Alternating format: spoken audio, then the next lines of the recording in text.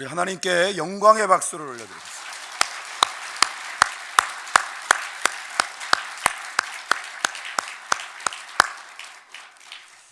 올해가 가기 전에 하는 마지막 인사일 수도 있지만 힘을 담아서 한번 해보겠습니다. 메리 크리스마스!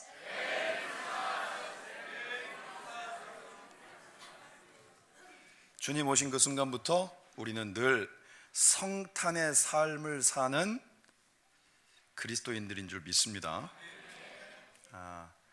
진짜 믿겨지지 않습니다. 12월 31일이라니요. 개인적으로는 아주 작은 소회가 있다면 앞자리가 바뀝니다.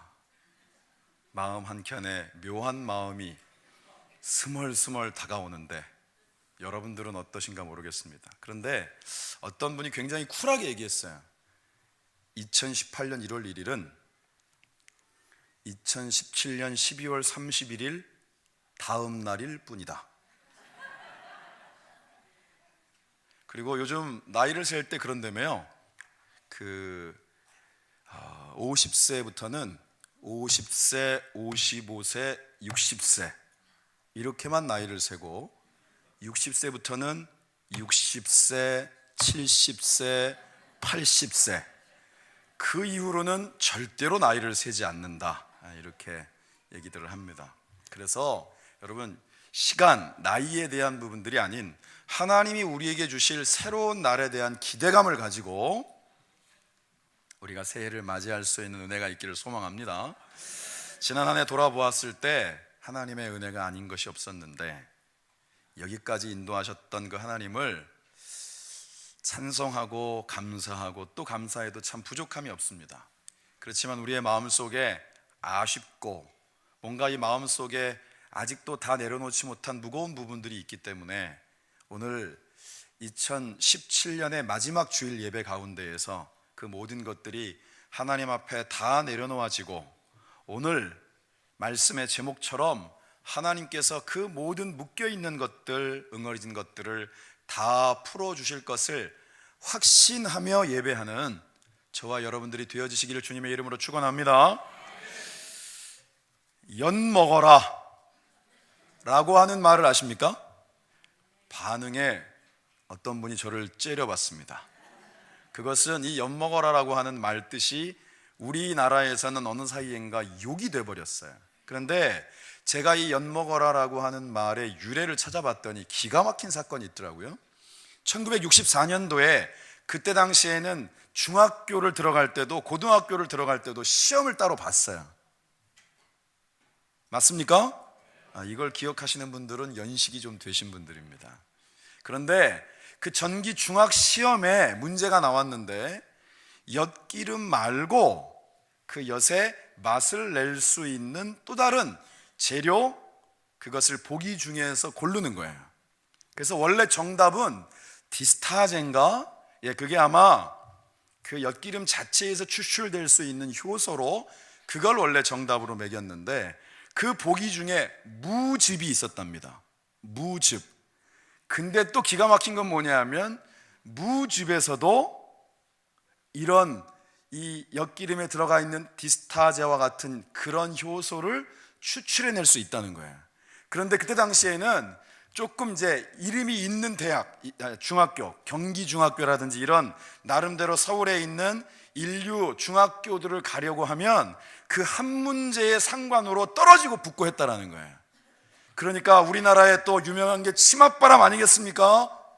자기 자녀가 이 한 문제 때문에 떨어졌다는 사실을 받아들일 수 없는 어머니들이 직접 스스로 무즙을 넣어서 엿을 만들어 온 거예요. 그래가지고 그거를 교육청을 포함한 이 교육 관계자들이 있는 그런 부서로 찾아가서 진짜 저희가 아까 처음에 얘기했던 것처럼 엿 먹어보라고, 이게 엿인지 아닌지 엿 먹어보라고 이렇게 강력하게 어필을 해서 결국은 그 무즙이라고 답을 썼던 30명이 조금 넘는 학생들도 경기중학교를 포함한 인류중학교에 입학하게 되었더라. 이게 여러분 신문에 났어요. 신문에. 제 말을 약간 긴가민가 하시는 분들이 있는 것 같은데 찾아보시기 바랍니다. 여러분, 엿은 맛있잖아요. 전 엿 좋아하거든요. 그런데 엿이 무슨 죄가 있습니까?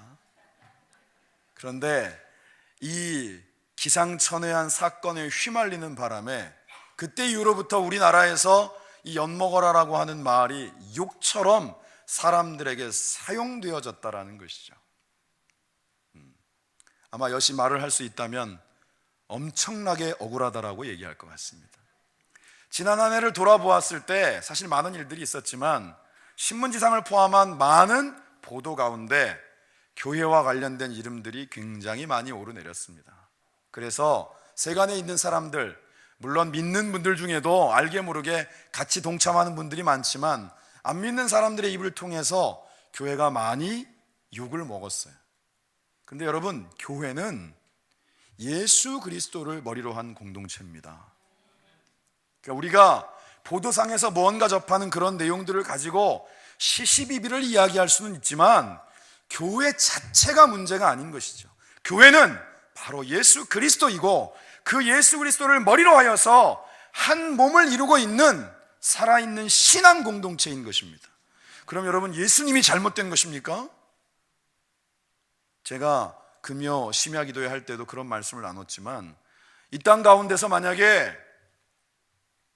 잘 먹고 잘 사는 것이 하나님이 주신 복이다 이렇게만 얘기한다면 우리 예수님은 어떡합니까? 그분 이 땅 가운데 33년이라고 하는 너무나도 짧은 생애를 사셨고 직접 표현하시기를 머리 누일 곳도 없으셨어요. 그러니까 예수님은 이 땅 가운데 오직 저와 여러분의 죄로부터의 자유함, 영원한 생명을 위하여서 하나님이신 그분이 기꺼이 모든 고난을 감당하시고 이 땅 가운데 육신을 입고 오셔서 우리를 위해서 기꺼이 죽으신 것밖에는 그분은 아무것도 흠이 없는 분이에요. 그래서 그분을 머리로 한 교회는 이 땅 가운데서 수없이 많은 사람들의 입에 오르내리지만 바꿔 말하면 그러한 그리스도의 교회로서의 역할들을 감당할 강한 책무를 세상의 많은 사람들이 요구하고 있다는 것입니다. 그런데 그런 이해와 요구에 맞춰주기 위한 게 아니라 예수님을 우리의 삶의 그리스도로 고백하는 저와 여러분들은 이제는 내 안에 내가 사는 것이 아니라 예수님이 함께 사는 인생이기 때문에 내 뜻대로 내 맘대로 내가 원하는 대로 사는 게 아니라 주님이 원하시는 대로, 주님이 그러하셨던 것처럼 인자에 온 것은 섬김을 받으려 함이 아니라 오히려 많은 사람의 대성물로 그 생명을 기꺼이 주시기 위해 오셨다라고 하는 것처럼 우리가 그 주님의 뜻을 기꺼이 담아내고자 지난 2017년 돌아보아서 그런 삶을 살았다고 고백하기에는 너무 많이 부족한데 새롭게 다가오는 내일부터의 또 다른 날들 속에는 그렇게 주님이 주장하시는 삶을 살기로 결단할 수 있는 출발이 바로 오늘 이 예배 가운데 이루어질 수 있기를 주님의 이름으로 축원합니다. 그게 바로 교회의 모습이에요.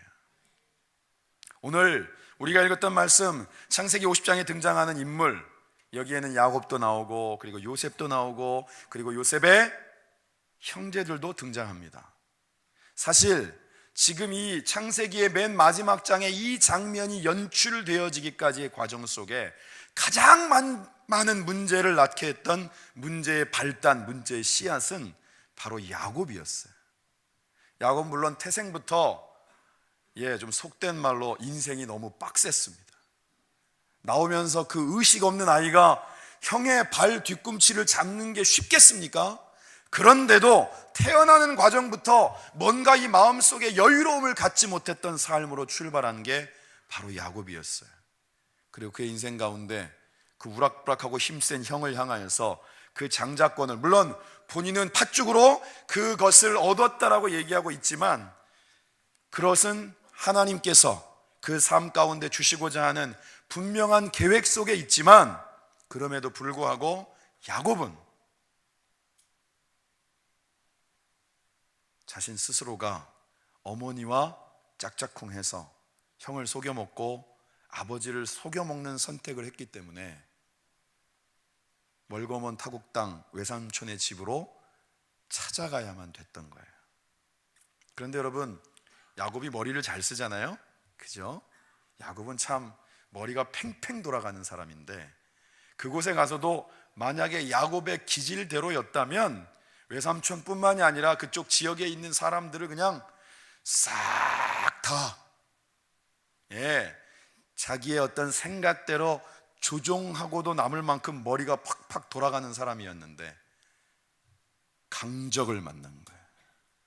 자기보다 훨씬 센 외삼촌 라반, 한 수 위, 자기가 만약에 사람의 등을 치는 사람이라면 이 사람은 등을 치고 차고 올라가는 사람을 만난 거예요. 그래서 무려 14년 동안 거기에 스스로가 고백한 내용처럼 처음에는 자기가 너무나도 연모했던 라헬이라고 하는 아내를 얻기 위한 것이었지만, 사실은 내용을 보면 품삯 한 번 제대로 받지 못하고 무려 14년을 열심히 일해야만 했던 야곱으로서는 상상할 수 없던 삶을 바로 그 외삼촌의 집에서 경험하게 되는 거예요. 지난 한 해를 돌아보았을 때 어찌 보면 여러분들 나름대로 열심히 사셨습니다. 그 흔적들이 오늘 이 자리에 예배드리고 있는 여러분들의 모습 속에서도 보여집니다. 피곤함도 보이고, 저 나름대로는 세상 가운데 정말 빡세게 살았어요 라고 하는 그런 얼굴의 표정들을 가지고 이 자리에 앉아 있는 분들도 계시지만, 여러분들이 가슴에 손을 얹고 생각했을 때 정말 나의 삶이 내가 의도하고 내가 계획하고 내가 뜻하는 대로만 되었던가? 우리는 세상 가운데서 돈을 벌기 위해 사는 게 아니라 잘 사용하기 위해서 돈을 법니다 라고 얘기는 하고 있지만, 정말 우리의 삶이 돈을 쫓아가는 삶이 아니라 하나님이 원하시는 대로 그 물질을 하나님의 뜻 가운데 제대로 사용하기 위하여서 시간들을 드리고 우리의 삶에 열정을 들였던 시간들이 2017년 한 해였는가? 오늘 이 시간 저와 여러분들이 돌아볼 수 있기를 소망합니다. 사실은 성경은 우리 가운데에서 그 마음의 계획, 우리의 길 한 걸음 한 걸음을 걸어 나가는 모든 것들이 하나님께서 역사하셔야만 응답받고 그 길이 열린다라고 선명하게 말씀하고 있습니다. 그럼에도 불구하고 여기까지의 1년 365일을 돌아보면 하나님의 뜻대로 살기로 우리의 마음속에 결단하고 그리고 세상을 향해 나아갔음에도 불구하고 결국은 우리의 의지대로 그리고 세상의 환경들 속에서 끊임없이 머리를 굴리며 살아갔던 내 모습은 아니었는가? 그런데 야곱은 자신의 삶에 이제 머리로 되는 삶은 끝났다라는 것을 너무나도 생생하게 경험하게 되는 것입니다. 그런데 더 결정적인 문제가 있었습니다. 자녀를 교육하는데 너무 편애를 했어요. 그러니까 한마디로 말하면 요셉이라고 하는 아이를 얼마나 끔찍하게 생각했는지, 다른 애들은 아나바다로 입히고 아껴서 입히고 나눠서 입히고 바꿔서 입히고, 그런데 얘만 맨날 때마다 뉴 어라이벌, 신상으로 맨날 때마다 브랜드 옷을 갖다 입히고 브랜드 신발을 갖다가 신기면서 음식도 좋은 것이 있으면 얘 중심으로 먹이는 거예요. 어떤 형제들이 그 아이를 좋아하겠습니까? 한마디로 말하면 형제들 사이에 미운 털이 박히도록 그렇게 아버지가 키운 거예요. 그런데 또 이 아이가 철이 없어서 상황을 분별을 못해요. 자기가 지금 어떤 대우를 받는지, 왜 형들이 자기를 향해서 레이저 광선을 쏘는지를 전혀 이해를 못하고 철딱서니 없이 거기서 내가 꿈을 꿨는데 아무리 봐도 형이랑 아버지가, 어머니가 내 앞에서 머리를 조아리고 있네, 내가 높아질래나? 뭐 이런 꿈을 그 앞에서 이야기하는 바람에 그 모난 마음에, 그 응어리진 마음에 불을 질러버린 거예요. 그래서 결국 형들의 손에 팔렸고 보디발의 집에서 감옥으로 그리고 결국은 그 상황 가운데 하나님의 인도하심이 있어서 애굽의 총리가 되었지만 그 삶이 너무너무 고단한 삶을 살았다는 것입니다. 철딱선이 없는 아들을 옆에서 부추겼던 야곱이 한 몫을 한 거예요. 그런데 여러분, 중요한 것은 도저히 풀릴 것 같지 않았던, 어머니들도 여러 명이고 형제들 사이에도 그 마음속에 끊임없는 시기와 질투가 있었던 그런 이 꼬여버린 가족사 가운데에서 도대체가 답이 안 보이고 머리로는 생각하였을 때 그 어떤 것도 돌파구가 보이지 않을 것 같았던 이 가족사 가운데에서 하나님은 역사하셨고, 그들의 모든 꼬여있는 문제들 하나하나 가운데 세밀하게 개입하셨고, 그리고 무엇보다 하나님께서 약속하신 바를 이루시기 위해서 결국은 그 모든 가족사의 그 중심 가운데 함께 하심으로 하나하나의 매듭을 풀어가셨다는 거예요. 요셉은 원래 총리의 꿈이 없었습니다. 만약에 그가 총리의 꿈이 있었으면 보디발의 집에 있을 때부터, 감옥에 있을 때에도 만나는 모든 사람 가운데 자기의 어떤 나름대로의 성실함과 재능이 인정된다, 그리고 호의를 갖는 사람들에게 끊임없이 어필을 했을 텐데, 요셉은 그런 흔적이 나와 있지 않아요. 요셉은 언제나 그 가운데에서 내게 속해 있는 상황이라고 하는 것이 분명히 하나님의 뜻이 있을 텐데, 그럼에도 불구하고 그 힘든 삶들을 감내하며 나갔던 지극히 평범한 인물이었다는 것입니다. 그런데 하나님은 요셉이 꾸었던 꿈을 결코 잊지 않으셨고, 그리고 그 현몽한 내용들에 대하여서 결국은 채색옷 대신에 애굽의 총리라고 하는 관리의 옷을 입혀주신 거예요.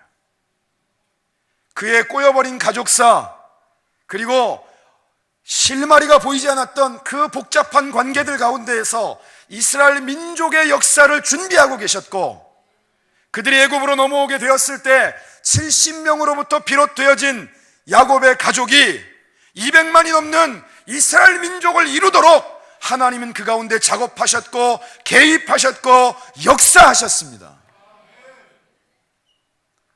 오늘 그 하나님께서 저와 여러분들의 삶 가운데도 동일하게 함께 하시는 줄 믿습니다. 그 하나님을 신뢰할 때 지나온 시간들 속에서 내가 아직까지도 내 마음속에 응어리진 것들, 해결되지 못한 문제들 가운데 하나님은 여전히 함께하고 계시고 나의 삶에 강권적으로 개입하고 계시고, 그리고 우리의 삶을 통하여서 하나님의 역사를 이루시기 위한 준비를 지금도 진행시켜 가신다라고 하는 하나님의 분명한 주권적인 역사에 대한 확신을 갖게 될 줄 믿습니다.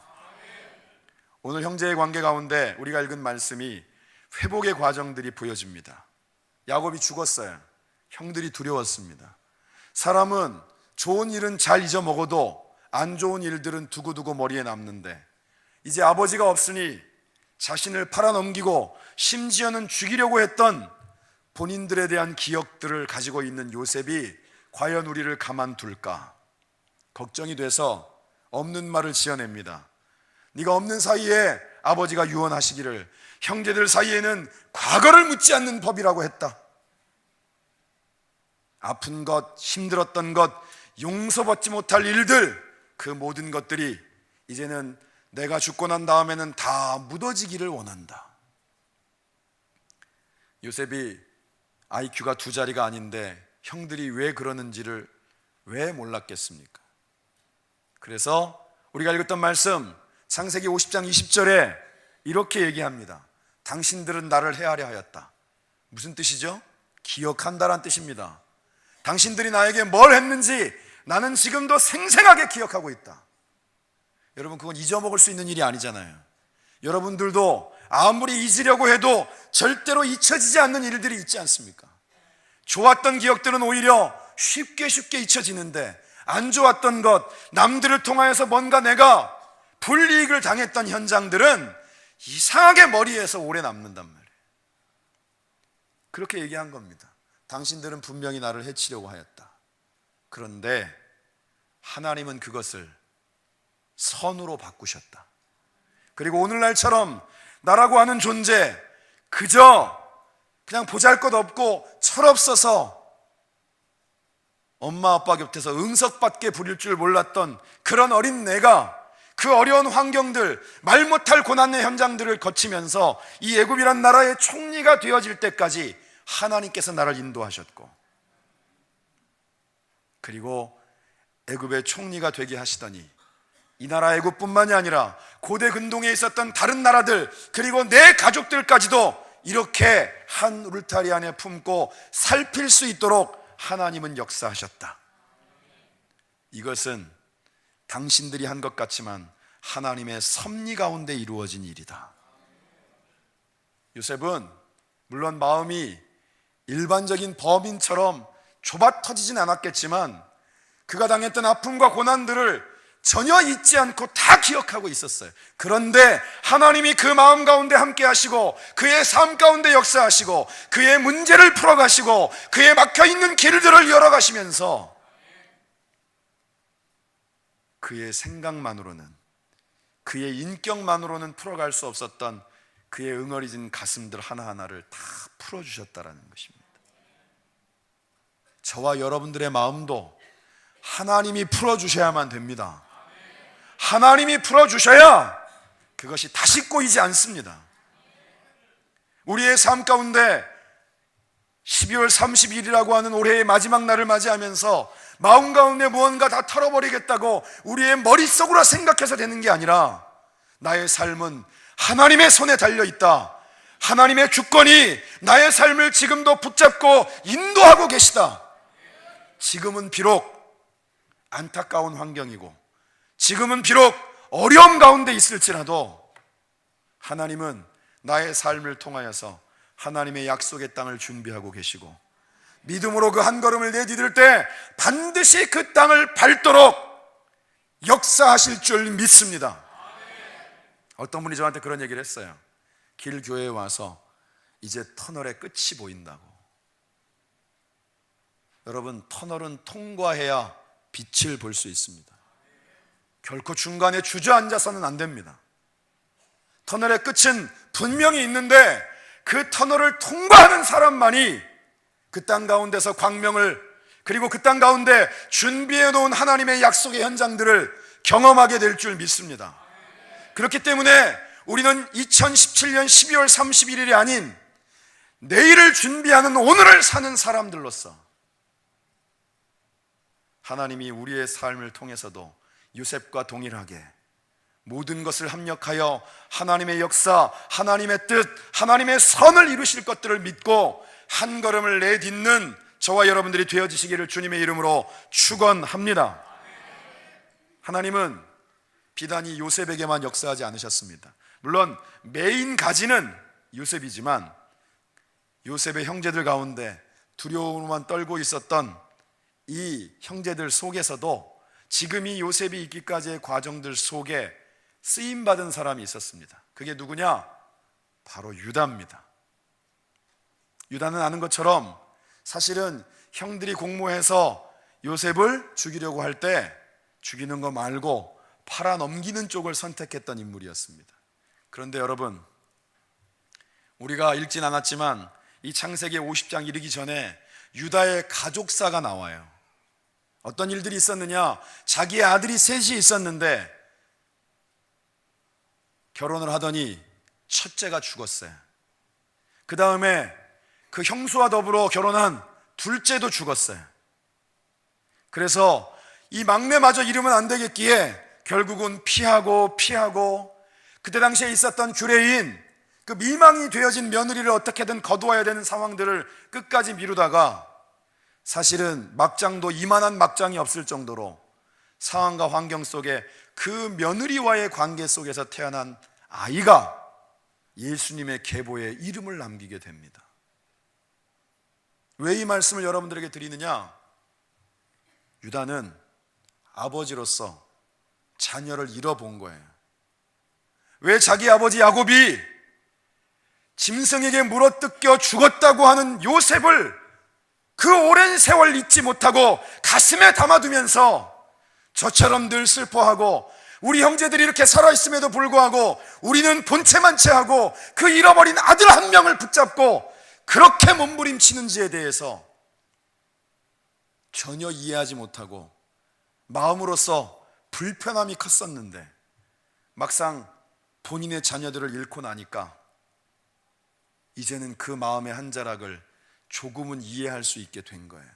그래서 베냐민을 붙잡아 두겠다라고 했을 때 그 뭔가 이 은잔을 훔치고 누명을 씌워서 너희 중에 한 명은 남아야 돼 라고 베냐민을, 맨 막내인 베냐민을 잡아놓겠다라고 했을 때 기꺼이 자기가 나선 거예요. 내가 있겠습니다. 더 이상 내 아버지에게 그가 아끼는 자녀를 잃는, 요셉을 대신하고 있는 이 베냐민을 잃는 아픔을 또 전달할 수는 없습니다. 내가 있겠습니다. 이런 결정을 할 수 있었던 거예요. 그런데 여러분, 이 유다의 변화가, 이런 유다의 결단이 여러분들이 아시는 것처럼 이제 야곱을 통해 이루어지는 축복의 과정들 속에 그 철딱선이 없던 형제들 가운데에서 유다가 이 모든 지파 가운데에서 가장 우두머리로, 루벤이 장자이었음에도 불구하고 그 모든 순서를 무시하고 유다를 이스라엘 전체에 가장 우두머리로 세우는 그런 축복을 야곱을 통해서 하도록 하나님께서 하시더라는 것입니다. 내 안에 예수 그리스도가 산다는 것은 변화하는 것입니다. 나의 삶의 우선순위가 바뀌어지는 것입니다. 내 중심이었던 삶이 하나님 중심으로, 내 중심이었던 삶이 나를 통하여 섬김을 받아야 될 사람들을 향한, 그 영혼들을 향한 삶으로 바뀌어지는 것입니다. 올 한 해 우리는 그렇게 살았던가? 여전히 내 관심은 나고 내 중심이고 나의 이익이고 돈도 나를 위해서 벌고 세상 가운데 인정받기를 원했던 것도 내가 높여지기를 원했던 것이고, 그러나 하나님 우리 가운데 역사하시기를, 하나님이 우리를 세우셨고 하나님이 우리를 사용하시고 하나님이 우리를 높이시고 하나님이 우리를 통해 영광을 받으시기를 원하시는 거예요. 그래서 우리의 물질도 하나님의 나라와 의를 위해 쓰여지는 것이 그 물질을 버는 이유가 되어야 될 줄 믿습니다. 우리가 건강해야 될 이유도 하나님 앞에 그 건강을 통하여 하나님의 나라와 의를 위하여 썩어서 없어지지 않고 닳아서 없어지는 인생이 되어지기를 소망하기에 하나님께서 우리에게 건강을 허락하시는 줄 믿습니다. 우리에게 허락되어진 그 어떤 것도 내 것이 아니라 하나님께로부터 온 것이기에, 그것이 내일부터 살아가는 우리의 삶 속에서는 나의 모든 것은 하나님께로부터 왔으니 이것이 하나님의 뜻대로 쓰여지기를 원합니다. 기꺼이 내어드릴 수 있는 우리의 삶의 헌신이 삶의 예배로 이어질 수 있기를 주님의 이름으로 축원합니다. 마지막으로 우리가 지금까지 걸어온 길에 대해서 아쉽고 그리고 조금은 마음 가운데 진 응어리짐이 있을지라도 하나님이 그 가운데 함께 하셨음을 확신하시고, 앞으로 우리가 걸어가야 될 길 속에서도 하나님은 동일하게 역사하시고 그 신실하심으로 함께 하실 것을 믿으며 갈 때 우리의 걸음이 힘이 있고 우리의 걸음이 담대하고, 우리는 알 수 없지만 하나님이 앞장서 걸으시는 그 삶을 우리가 믿음으로 걸어갈 때 우리가 걷는 걸음마다에 광야의 꽃이 피어나고 생명들이 살아나고, 10년 가운데 참 평안과 기쁨이 무엇인지, 그리스도의 그 능력이 무엇인지가 나누어지는 귀하고 복된 날들이 될 줄을 믿습니다. 하나님이 저와 여러분들을 하나님의 복의 통로로 마음껏 사용하실 줄 믿습니다. 기도하겠습니다. 하나님 감사합니다. 날마다 우리의 삶을 통하여 하나님의 함께 하심의 증거들을 끊임없이 우리 가운데 보여주심에도 불구하고 우리의 시선들이 하나님을 향하지 못하였던 시간들이 너무나도 많습니다. 나의 나된 것이 주님의 은혜라. 여기까지 인도하신 에베네셀의 하나님을 찬송합니다. 우리의 삶의 걸음걸음 속에 임마누엘 하시고 여호와 이레로 예비하시고 그 걸음마다에 주님의 이름으로 능히 이기게 하실 여호와 니시 승리의 하나님을 찬송합니다. 우리의 걸음걸음마다에 생명들이 살아나고 묶였던 자들이 노임을 받고 하나님의 영광이 나타나는 하나님의 복의 통로가 되게 하옵소서. 예수님의 거룩하신 이름으로 기도드립니다. 아멘.